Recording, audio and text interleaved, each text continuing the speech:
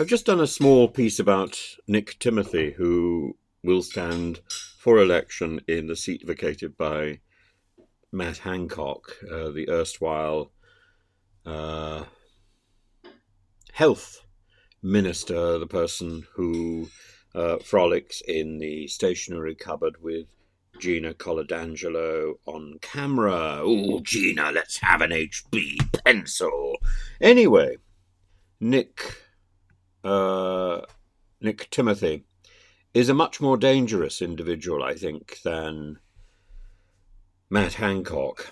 Nick Timothy has been putting forward plans to leave the ECHR, but he was Theresa May's chief of staff when Theresa May became Home Secretary, so he is ultimately responsible for the hostile environment. And at the time, he was particularly abrasive about George Soros and particularly supportive of Brexit, to the extent that he gave the impression that he was anti-Semitic. He was accused of dredging up some sort of anti-Semitic conspiracy theory with an article that claimed that George Soros supported a secret plot to thwart Brexit. So when he was dismissed in just after the 2017 general election, and he co-authored this front page report about the Hungarian investor and the anti-Brexit campaign, Best for Britain, he was seriously attacked as an anti-Semite. Now, is this remotely credible? In his defense, he said, well, he was responsible for arranging security at synagogues and for helping the Jewish community.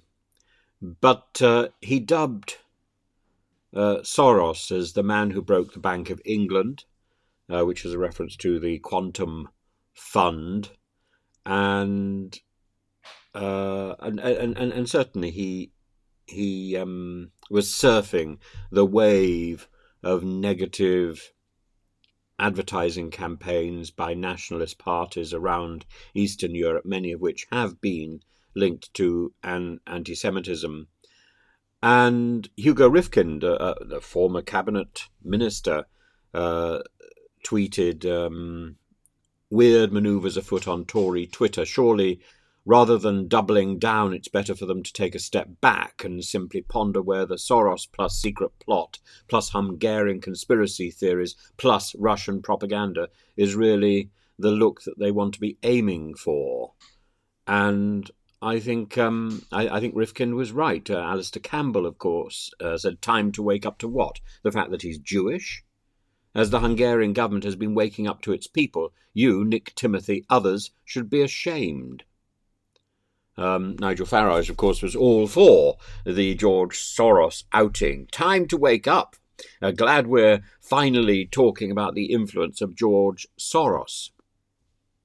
Dan Hodges said, OK, I've got to go out now, but this is getting ridiculous. A, did the headline evoke an anti-Semitic trope? Yes. Did the box repeat anti-Semitic slurs? Yes. Was Nick J. Timothy responsible? No. Was the story legitimate? Yes.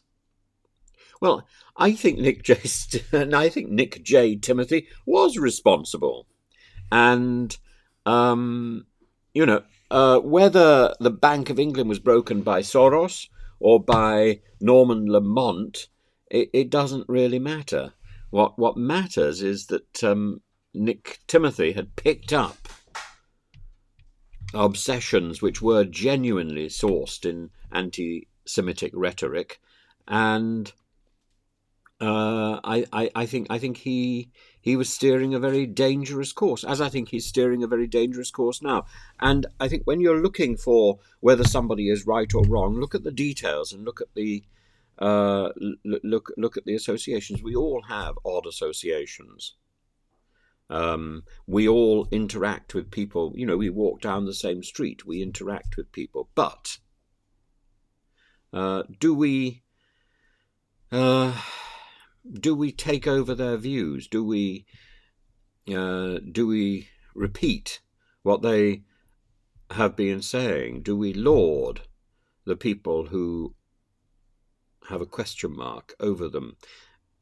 I think that is the issue. So if Nick Timothy is seizing language which is predicated on anti-Semitic tropes in Eastern Europe, if Nick Timothy is using language which is dominated by Russian propaganda, I think we should be questioning it. And he can say he was involved in setting up security in synagogues as much as he wants to.